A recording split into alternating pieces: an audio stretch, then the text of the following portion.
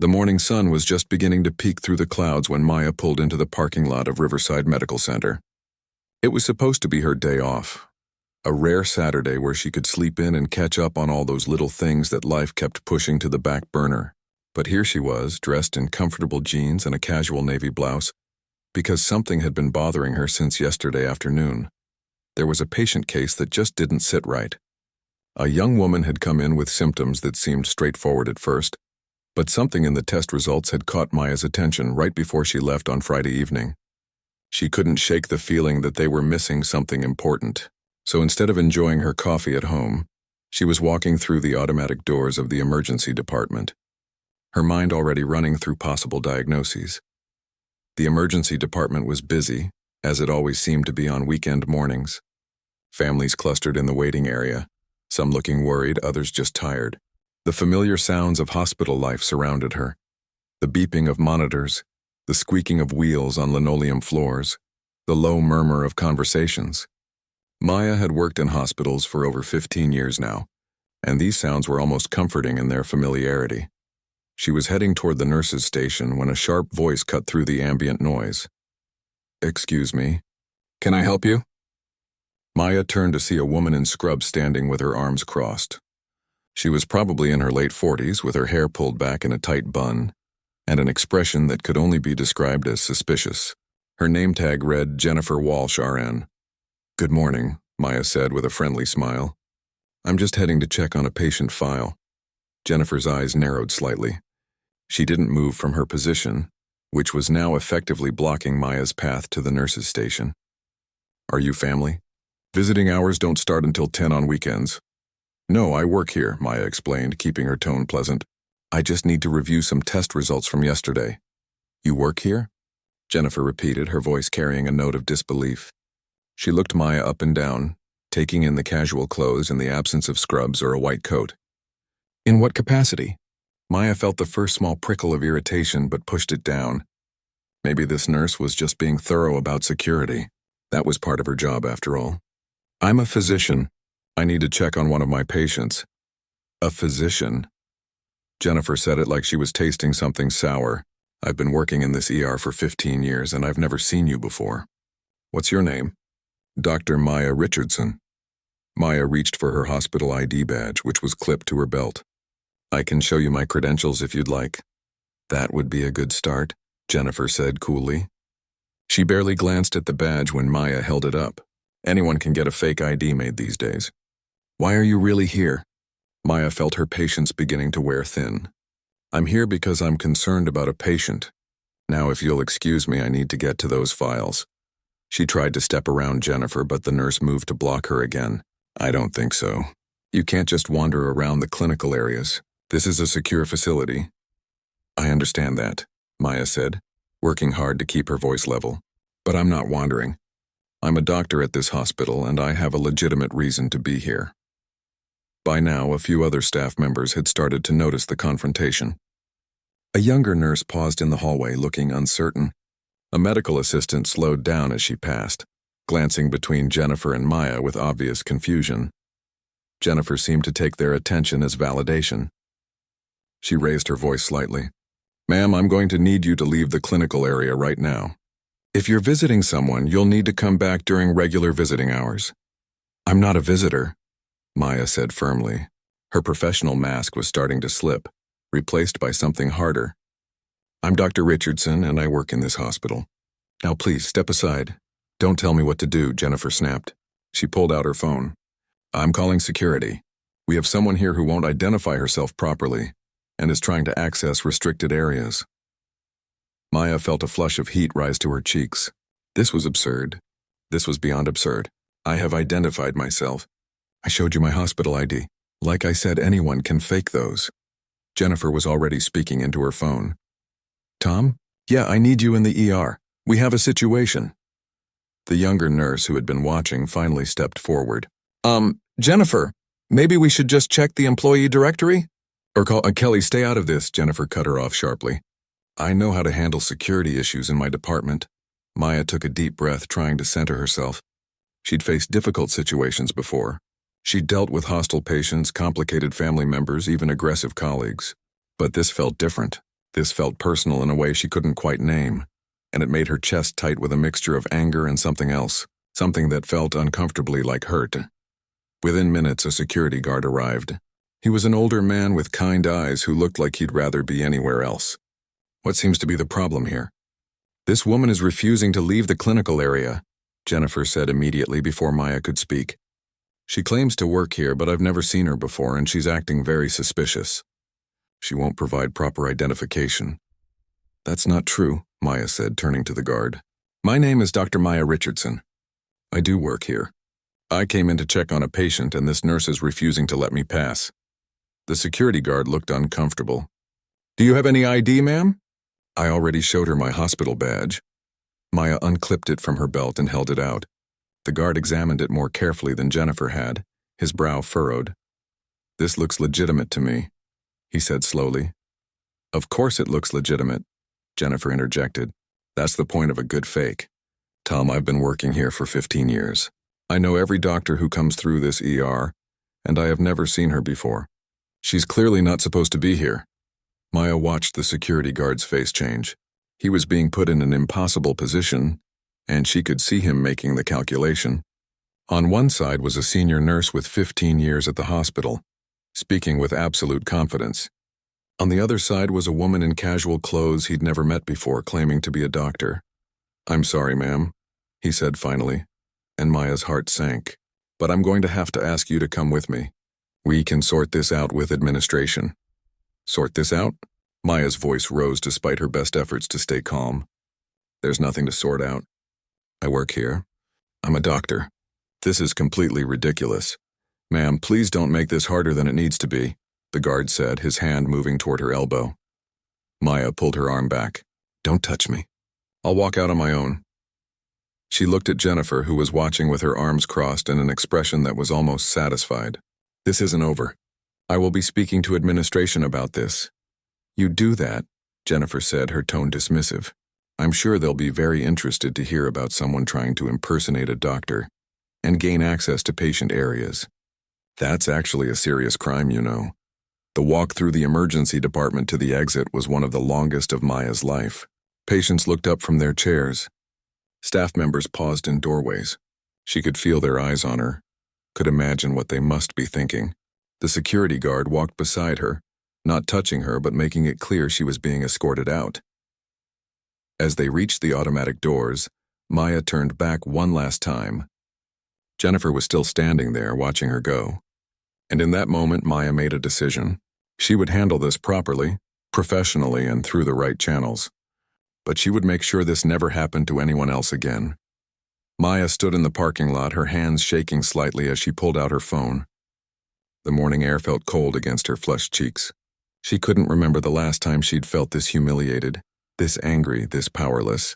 Taking a deep breath, she scrolled through her contacts until she found the number for Dr. Peterson, the chief medical officer. Straight to voicemail. Of course, it was Saturday morning. She tried the hospital administrator's office next. Another voicemail. The weekend skeleton crew meant that most of the people who could actually help her weren't available. Maya closed her eyes and counted to 10, then to 20. She could go home. She could wait until Monday and handle this through proper channels. But that patient was still in there, possibly getting worse while everyone sat around not noticing the warning signs she'd seen in the test results. She looked back at the hospital entrance. Through the glass doors, she could see the familiar bustle of the ER. Her ER, or at least it would be once people actually knew who she was. Maya had spent the last 3 weeks quietly observing, learning the rhythms of the department, getting to know the staff from a distance. It was part of her approach as the new director. Understand the culture before trying to change it. Now she was starting to wonder if that had been a mistake. Her phone buzzed. A text from her college roommate asking if they were still on for lunch tomorrow. Maya stared at it for a moment, then typed back a quick response. Everything's fine. Talk later. But everything wasn't fine. She decided to try one more time. Walking back toward the entrance, she took a different route, heading for the main hospital lobby instead of the ER. Maybe she could reach someone in administration from there, or at least access the patient files from one of the internal computers. She had her login credentials. She had every right to be there. The lobby security guard waved her through without a second glance. Maya made her way to the elevator bank, pressing the button for the third floor where the medical records office had computer terminals. The elevator hummed as it rose, and she tried to organize her thoughts. Document everything. That's what she needed to do. Write down exactly what happened, who said what, the timestamps. Build a clear record. The elevator doors opened and Maya stepped out. She was halfway down the corridor when she heard rapid footsteps behind her. "Hey, stop right there." Maya turned to find Jennifer Walsh speed-walking toward her, her face red and her expression furious.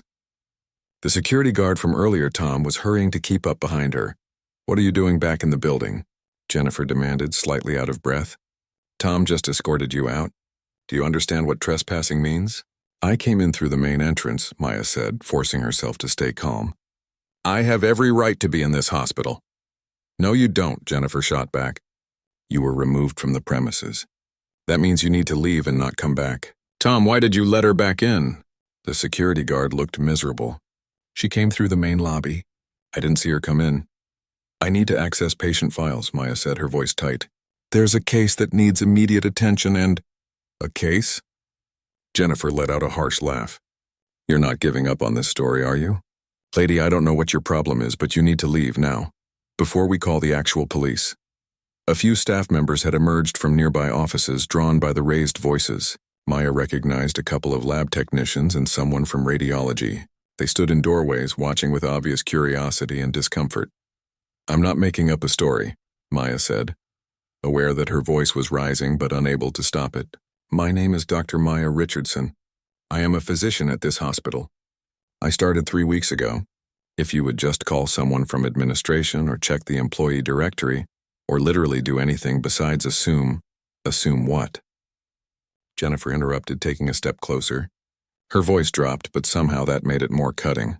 "Assume that someone dressed like they're going to the mall, who no one here has ever seen before, who can't provide legitimate identification, might not actually be a doctor."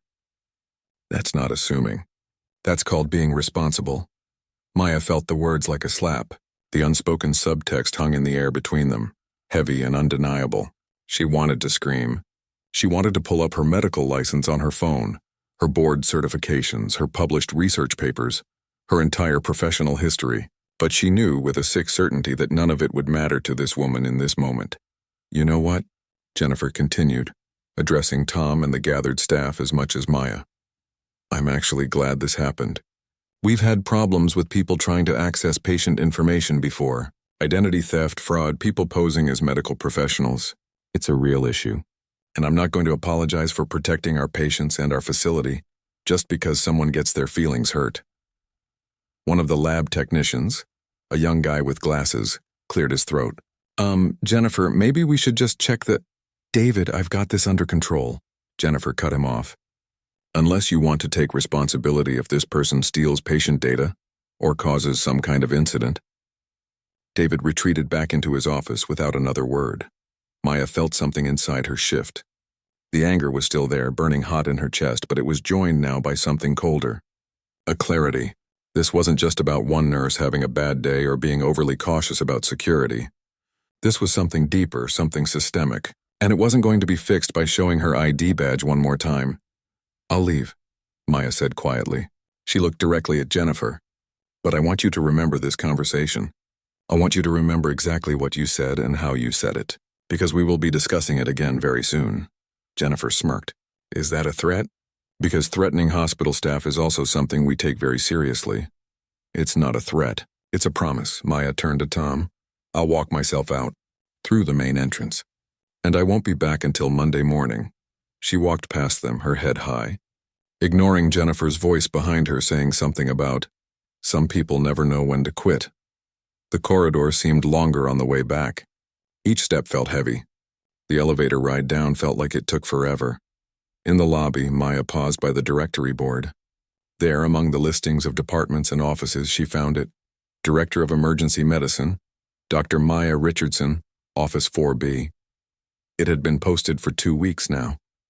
She took a photo of it with her phone. Back in her car, Maya sat for a long moment before starting the engine.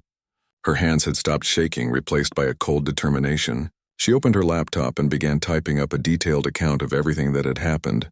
complete with times and direct quotes as best as she could remember them. Then she sent emails to Dr. Peterson, the hospital administrator, and the HR director. She marked them all as urgent and requested an emergency meeting first thing Monday morning. As she drove home, Maya thought about that patient whose file she'd never gotten to review. She'd have to call and make sure someone else checked on her. She pulled over and dialed the ER, asking to speak to the charge nurse on duty. It wasn't Jennifer, thank goodness for small mercies. She explained her concerns about the patient, carefully identifying herself as Dr. Richardson from emergency medicine, and asked them to flag the case for immediate review. The charge nurse, who introduced herself as Rita, was professional and concerned. Dr. Richardson, "Oh, I heard," she stopped abruptly. "I'll make sure someone looks at this right away." "Thank you, Rita," Maya said. "I appreciate it. And Rita, we'll be making some changes on Monday. Some big changes." There was a pause. "I understand, doctor. I'll see you Monday." Maya ended the call and sat in her parked car watching the traffic pass by. She thought about all the times over her career when she'd faced doubt or dismissal. The professor in medical school who'd suggested she might be happier in nursing. The patient who'd asked when the real doctor would arrive. The colleague at her last hospital who'd introduced her as his assistant at a conference. She'd handled all of them with grace and professionalism, proving herself through her work. But this felt different. This wasn't subtle bias or unconscious prejudice. This was bold, shameless, and public, and it had happened in front of staff members who would now be working under her direction. If she didn't address it properly, if she let it slide, what message would that send to everyone else in the department? Her phone buzzed again. An email from Rita, the charge nurse. "Dr. Richardson checked on the patient you mentioned. You were absolutely right to be concerned. We're running additional tests now, and have contacted the attending. Thank you for following up even on your day off. That's the kind of leadership we need." Maya read the message 3 times, feeling some of the tension in her shoulders finally release. At least the patient would be okay. That was what mattered most. She started the car and headed home, already planning what she would say at Monday's meeting. This wasn't about revenge or humiliation. This was about making sure that what happened to her today never happened to anyone else, staff or patient, at Riverside Medical Center ever again. Monday morning couldn't come soon enough. The weekend passed slowly. Maya spent Saturday afternoon at her apartment, alternating between angry pacing and forcing herself to sit down and work on her presentation for Monday. Every time she thought she'd calmed down, she'd remember Jennifer's smirk, or the way Tom had looked at her like she was causing trouble, and the anger would surge back. By Saturday evening, she'd received responses to her emails. Dr. Peterson wrote back immediately, his message brief but concerned. "Maya, I'm appalled by what happened. We'll address this first thing Monday. I'm calling an emergency all-staff meeting for 8 a.m. Don't worry, we'll handle this appropriately." The HR director's response was more formal but equally supportive. The hospital administrator sent a longer message apologizing profusely and assuring her that this kind of incident was not representative of Riverside Medical Center's values. Maya appreciated their support, but she knew the real test would come on Monday morning. Words and emails were one thing. Actually changing a culture was something else entirely. Sunday morning, she met her friend Lisa for coffee. They'd known each other since college, and Lisa was one of the few people Maya felt comfortable being completely honest with. "So let me get this straight," Lisa said, setting down her latte with a thump. "This nurse kicked you out of your own hospital?" "Twice," Maya corrected, taking a sip of her tea. "She got me escorted out twice in one day." "And she had no idea who you were?" "None. I mean, I've been keeping a low profile for the past few weeks, observing how things work before officially taking over the department. But my name is on the directory board. My photo is on the hospital website. My office door has my name on it." Lisa shook her head in disbelief. "What are you going to do?" Maya was quiet for a moment. "The right thing, I hope." "I'm angry, Lisa. I'm so angry I can barely see straight. But I also know that if I handle this wrong, if I come in Monday morning like some kind of avenging angel, I'll lose the respect of the staff before I've even started." "But she deserves to be fired," Lisa said firmly. "What she did was completely out of line." "Maybe. Probably. But that's not my decision to make alone. There's HR protocols, union considerations, all kinds of factors. Maya traced the rim of her cup with one finger. And honestly, I keep thinking about why it happened. Yes, Jennifer was aggressive and unprofessional. But what made her so certain she was right? What made her look at me and immediately assume I didn't belong there? Lisa reached across the table and squeezed her hand. You know what made her think that? And you know it's not your fault? I know it's not my fault, Maya agreed. But it is my responsibility now to make sure it doesn't happen again. Not to me, not to other staff members, not to patients. That's bigger than just Jennifer Walsh. They talked for another hour, and by the time Maya left, she felt more centered. She spent Sunday afternoon finishing her presentation, then called her mom. Baby, you need to hold your head high tomorrow, her mother said in that tone that had gotten Maya through medical school, through her residency, through every difficult moment of her career. You earned your place there. You worked hard for it. Don't let anyone make you forget that. I won't, Mom, I promise. And Maya, give that nurse enough rope to hang herself. But don't you lower yourself to her level. You be the bigger person. You be the professional. Always am, Maya said, smiling despite herself. Monday morning arrived cold and gray. Maya chose her outfit carefully. A charcoal gray suit with a crisp white blouse, her white coat pressed and clean, her hospital ID badge prominently displayed. She looked every inch the director she was. Her braids were pulled back in a professional bun, and she'd taken extra care with her appearance. Not because she needed to prove anything, but because she wanted to walk in with confidence. She arrived at the hospital at 7:30, half an hour before the all-staff meeting. Dr. Peterson was already there, waiting in the administrative wing with the hospital administrator, Harold Chen, and the HR director. Patricia Morris, Maya, Dr. Peterson said, shaking her hand warmly. He was in his 60s with kind eyes and a reputation for being fair but firm. I can't tell you how sorry I am about what happened. It's completely unacceptable. Thank you, Dr. Peterson. I appreciate your support. We've already spoken to the security guard, Tom, Patricia said, consulting her notes. He confirms everything you wrote in your report. He also said he was uncomfortable with the situation, but felt pressured by Nurse Walsh's insistence. And Nurse Walsh? Maya asked. Harold Chen sighed. She's been with us for 15 years. Solid performance reviews, never any complaints. But when we pulled her file this morning, we found something interesting. 3 years ago, there was an informal complaint from a patient's family member about discriminatory comments. It was handled at the department level, marked as coaching provided, and never escalated. Maya felt her jaw tighten. So this isn't the first time? It appears not, Patricia said carefully. We'll be conducting a full investigation, of course. But based on your report and the security footage we reviewed, there's security footage? Maya interrupted. Of course. The entire incident was captured on camera. Both Saturday encounters. And Maya, I have to tell you, watching it was deeply disturbing. The way she spoke to you, her refusal to even look at your credentials properly, her comments. Patricia trailed off, shaking her head. Dr. Peterson checked his watch. It's almost 8. The staff should be gathering in the auditorium. Maya, are you ready? Maya took a deep breath. As ready as I'll ever be. They walked together through the corridors to the hospital's main auditorium. Maya could hear the buzz of conversation before they even reached the doors. When they entered through the side entrance, she could see the room was packed. Every seat was filled and people were standing along the walls. The entire emergency department staff was there, along with other hospital personnel. Maya spotted Jennifer immediately. She was sitting in the middle section, surrounded by other nurses. She was laughing at something, completely relaxed, clearly thinking this was just another mandatory meeting. Kelly, the younger nurse who'd tried to speak up on Saturday, was sitting a few rows behind her, looking nervous. We've got about 200 people here, Harold murmured. Everyone in the ER, plus department heads and anyone else who was available on short notice?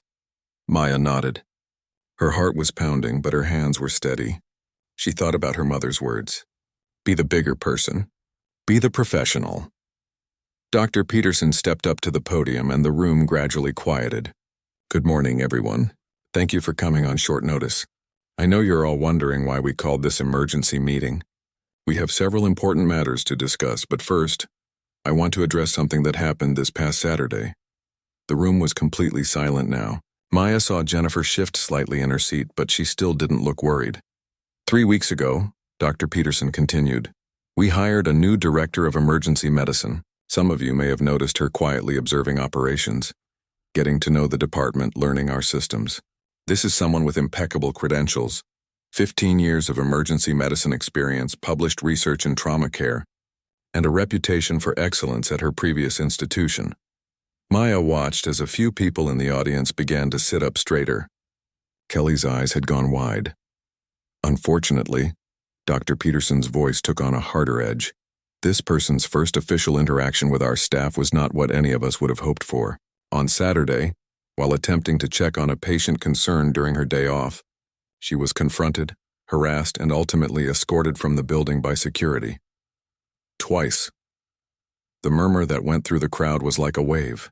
Jennifer's face had gone pale. She was looking around, clearly confused about why this was being brought up at an all-staff meeting. I'd like to introduce you all, officially this time, to your new director of emergency medicine. Dr. Peterson turned and extended his hand toward the side entrance. Dr. Maya Richardson. Maya walked onto the stage. She didn't look at Jennifer yet. She looked at the crowd as a whole, at the shocked faces, the uncomfortable shuffling, the way people were beginning to put the pieces together.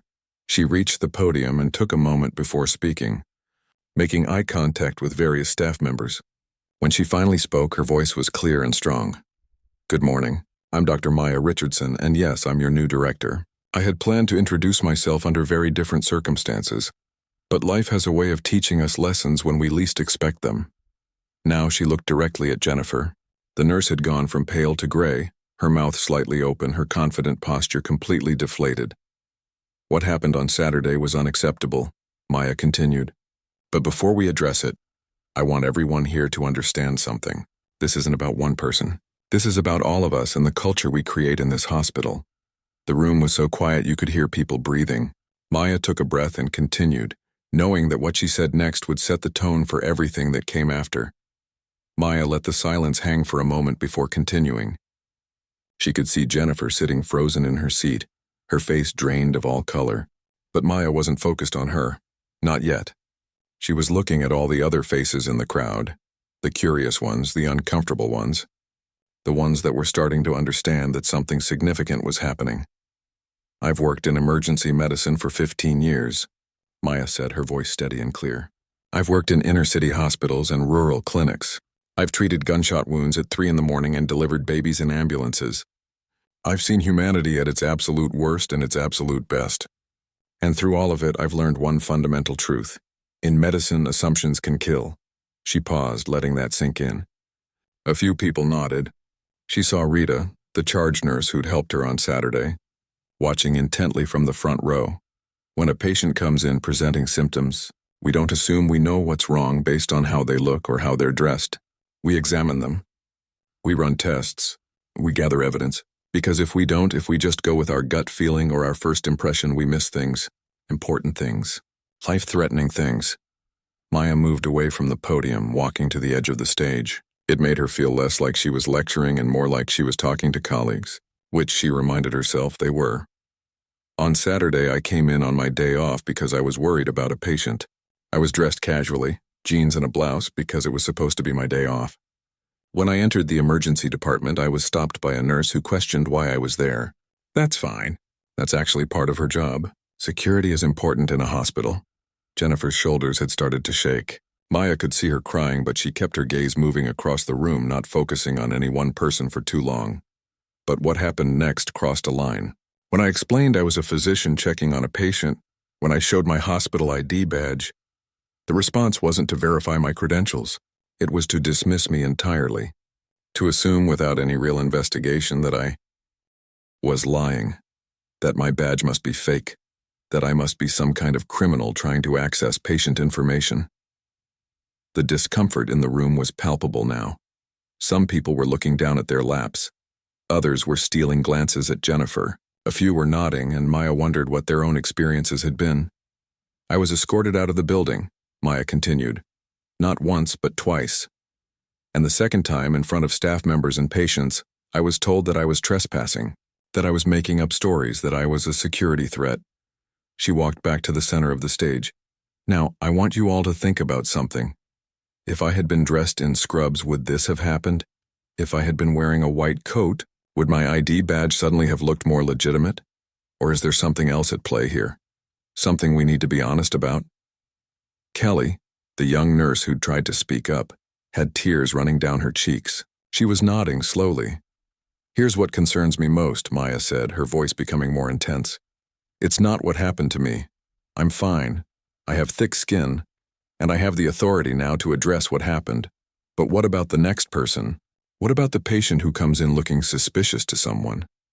What about the qualified candidate who interviews here and gets treated like they don't belong? What about the staff member who has a great idea but doesn't share it because they've learned that people like them aren't listened to?" She let that question hang in the air for a long moment.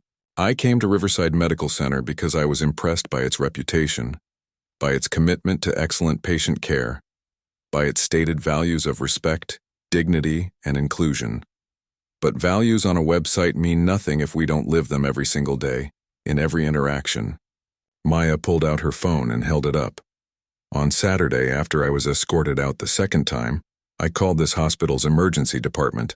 I spoke to charge nurse Rita, thank you Rita, and I expressed my concerns about the patient I'd been trying to check on. Rita listened. She verified my identity properly. She flagged the case for immediate review. And you know what?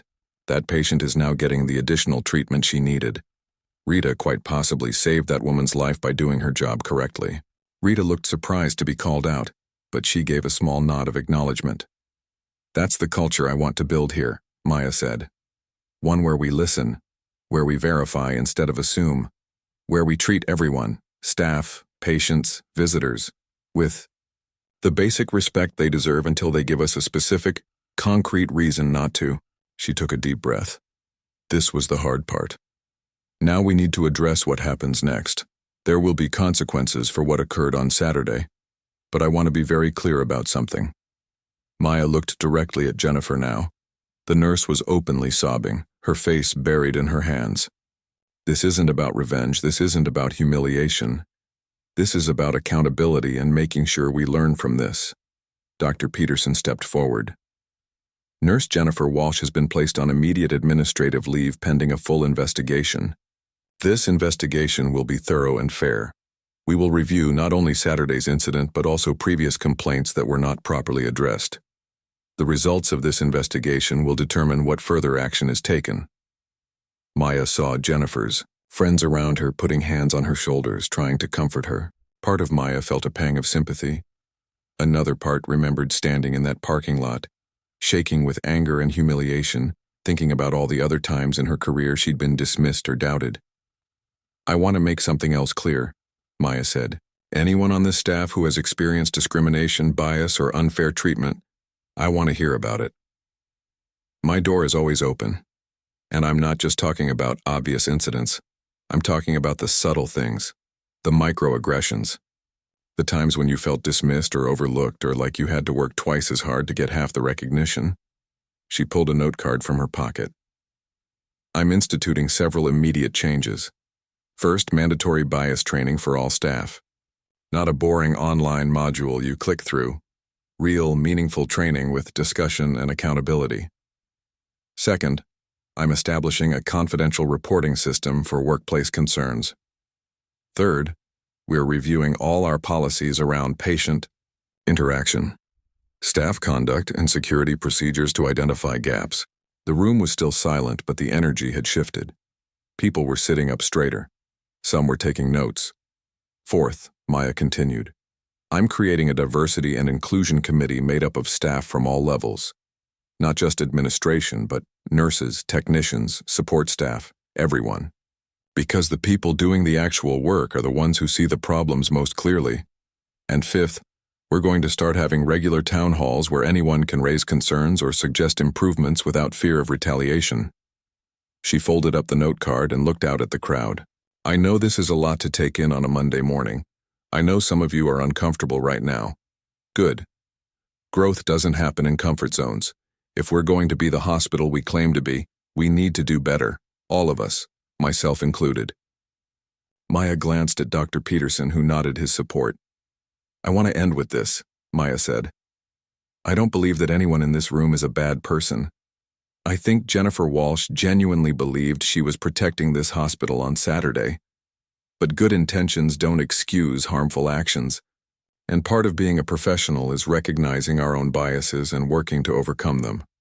She pulled out the photo she'd taken on Saturday, the one of the directory board showing her name and title. She held it up so people in the front rows could see it. My name has been on that board for 2 weeks. My office has had my name on the door for 3 weeks. My photo is on the hospital website.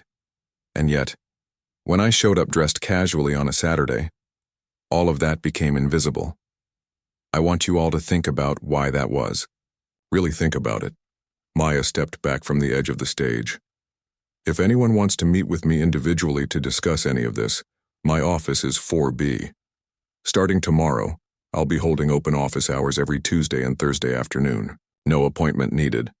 Just come talk to me. Dr. Peterson returned to the podium. Thank you, Dr. Richardson. Before we conclude this meeting, I want to emphasize that the administration fully supports Dr. Richardson and the changes she's implementing. We take these matters extremely seriously. If anyone has questions or concerns, please speak with your supervisors or reach out to HR. As people started to file out of the auditorium, the buzz of conversation was immediate and intense. Maya saw Jennifer being led out by Patricia from HR, still crying. She saw Kelly looking like she wanted to approach the stage but wasn't sure if she should. She saw Rita giving her a firm nod of approval, and she saw a lot of faces that looked thoughtful, uncomfortable, and maybe, just maybe, ready to do better. Maya stepped down from the stage, her legs suddenly feeling weak. Dr. Peterson put a hand on her shoulder. That was exactly what needed to be said, he told her quietly. Welcome to Riverside Medical Center, Dr. Richardson. The real welcome this time. Maya managed a small smile. Thank you. Now if you'll excuse me, I have a department to run. And with that, she walked out of the auditorium with her head held high, ready to start the real work of change. The first week after the meeting was intense. Maya spent her days meeting with staff members one-on-one, listening to concerns that had been building up for years. Some people came to her office angry, others came in tears. A few came with suggestions and ideas for improvement that showed just how much they'd been thinking about these issues. Kelly, the young nurse who'd tried to speak up during the Saturday incident, was one of the first to visit during office hours. She sat across from Maya's desk, nervously twisting her hands together. I should have done more, Kelly said, her voice barely above a whisper. When I saw what was happening, I knew it was wrong, but I was scared. Jennifer's been there so long and I'm still new, and I thought if I pushed too hard, she'd make my life difficult. Maya leaned forward, her expression understanding. Kelly, you did speak up. That took courage. The fact that you were ignored isn't your fault. But you were standing right there being treated like that, and I just... Kelly's voice broke. I've seen her do stuff like that before. Not exactly the same, but little things. The way she talks to the cleaning staff, or how she acts when patients come in who don't speak English well. I told myself it wasn't my place to say anything. And now you know better, Maya said gently. That's what matters. We all have moments where we could have done more. The question is what we do moving forward. Kelly nodded, wiping her eyes. I want to be part of that committee you mentioned, the diversity and inclusion one. If you'll have me. I'd be honored, Maya said. We need people who are willing to speak up even when it's uncomfortable. Over the next few days, more stories emerged. A lab technician talked about being asked if she was really qualified to draw blood because she looked too young. A transport aide described how some nurses treated him like he was invisible, not even acknowledging his presence. A resident physician shared how a patient had once demanded to see a real American doctor, and how the attending had laughed it off instead of addressing it. Maya listened to all of them, took notes, and started to see patterns. It wasn't just one bad apple. It was a culture that had allowed certain behaviors to go unchecked for too long. The investigation into Jennifer's conduct took 2 weeks. Maya wasn't directly involved. That was handled by HR and an external consultant to ensure fairness. But she heard updates from Dr. Peterson. They found 3 previous incidents that were documented but not properly addressed, he told her during a meeting in his office. plus testimony from several staff members about ongoing behavior patterns. The recommendation is termination. Maya was quiet for a moment. She'd expected this, but hearing it out loud still felt heavy. What does Jennifer say about it? She's admitted to what happened on Saturday, says she regrets how she handled it, but she's also defensive about the other incidents, claiming they were misunderstandings or that people are being too sensitive. Dr. Peterson sighed. Honestly, I don't think she fully grasps what she did wrong. She sees it as one mistake that's being blown out of proportion. That's part of the problem, isn't it? Maya said. If someone doesn't understand why their actions were harmful, how can they change? The decision was made to terminate Jennifer's employment, but to offer her the option of participating in an intensive bias training program if she wanted a positive reference for future employment elsewhere. It wasn't Maya's call alone. It went through the proper channels and involved union representatives. But Maya supported it. She never spoke to Jennifer directly. Part of her wanted to try to explain, to make her understand, but another part of her knew that wasn't her job. Jennifer had to do that work herself. What Maya focused on instead was building something better. The bias training session started 3 weeks after the meeting. Maya had insisted on bringing in experts who wouldn't just lecture, but would create real discussions. The first session was mandatory for all department supervisors and senior staff. Maya attended as a participant, not as the director. She wanted people to feel free to speak honestly. The trainer, a psychologist named Dr. Owens who specialized in workplace dynamics, started with a simple exercise. I want everyone to think about a time when someone made an assumption about you that was wrong, she said, when you were judged before you even had a chance to prove yourself. The room was silent for a long moment. Then slowly, people started sharing. An older physician talked about being assumed to be senile when he forgot a patient's name once. A young nurse described being hit on by a patient who didn't take her medical advice seriously because he saw her as just a pretty girl. A male nurse shared how people constantly asked him why he didn't become a real doctor instead, and Rita, the charge nurse who'd helped Maya on that Saturday, spoke up. I'm going to be honest, she said. I've worked here 23 years and I've made assumptions too. I've looked at someone and made judgments based on how they were dressed or how they talked. I never thought of myself as biased, but this whole situation made me realize that we all have blind spots. The conversation that followed was raw and uncomfortable and necessary. People disagreed. Some got defensive, but they were talking, really talking, about things that had been whispered about in break rooms but never addressed openly. By the second month, Maya started to see real changes. Small things at first, staff members greeting everyone by name, regardless of their position, more patience with patients who struggled to communicate, people speaking up when they witnessed something problematic instead of staying silent. The Diversity Committee held its first meeting with 12 volunteers from across the hospital. They immediately got to work on practical changes, updating the employee handbook, creating clear reporting procedures, developing mentorship programs for new staff. Kelly turned out to be a natural leader on the committee. She suggested implementing a buddy system, where new employees were paired with experienced staff members who could help them navigate not just the practical aspects of the job, but also the cultural dynamics. When I started, Kelly explained at one meeting, nobody told me that it was okay to question something if I saw something wrong. I thought I just had to keep my head down and follow what the senior nurses did. If I'd had someone to talk to, someone to tell me it was okay to speak up, maybe I would have done more that Saturday. Maya was in her office one afternoon, about 2 months after everything happened, when there was a knock on her door. She looked up to find an older woman standing there, someone she recognized from the housekeeping staff. Dr. Richardson, do you have a minute? Of course. Please come in. What's your name? Rosa. I clean the emergency department, usually the evening shift. Rosa sat down, clutching her purse. I wanted to thank you. Thank me? For what? For what you did. For how you handled everything. Rosa's eyes were bright. I've worked here 11 years, and I've been invisible for most of them. Nurses walk past me like I'm not even there. Doctors talk about me like I can't understand English even though I can. When that whole thing happened with Nurse Jennifer, when you talked about respect for everyone, about treating all people with dignity. She paused, collecting herself. Nobody ever said that before. Not here. Maya felt her throat tighten. Rosa, you shouldn't be invisible. Your work is essential to this hospital running properly. I know that.